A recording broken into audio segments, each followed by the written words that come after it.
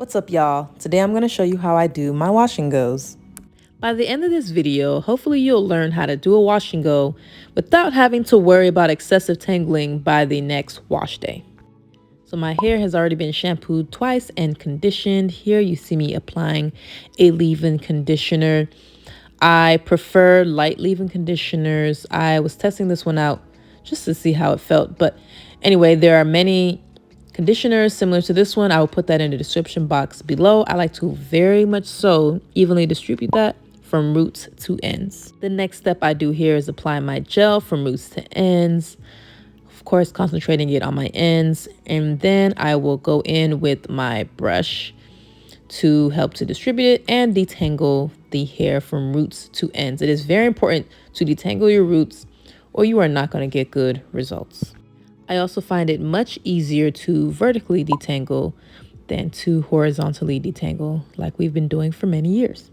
Here you see me using my favorite foam, and it is the It's Natural Honey Almond Foam. It's a medium hold, and I believe it really helps to lock in the, I guess I would say moisture, but really to create more hold. And it's a medium hold, so it's not going to make your curls incredibly stiff, but once you dry it, they will be stiff. If you want a stronger hold or more longer lasting hold, I would suggest using the coconut foam from this line as well.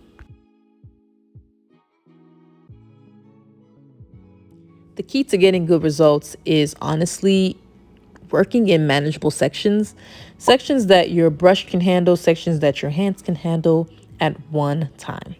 And I can't stress this enough. I really try to make sure that the product is evenly distributed from roots to ends, especially the roots. You cannot neglect the roots because sometimes you will create tangles down there and you want your hair to be properly clumped together from roots to ends.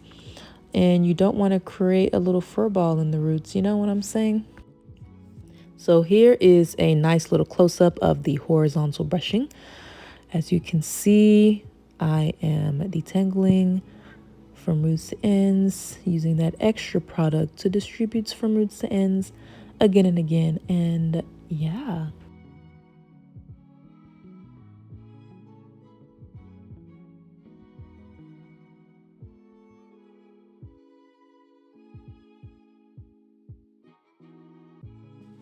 Here's a quick little tutorial on how your hand positioning and motions should look when you are defining your sections.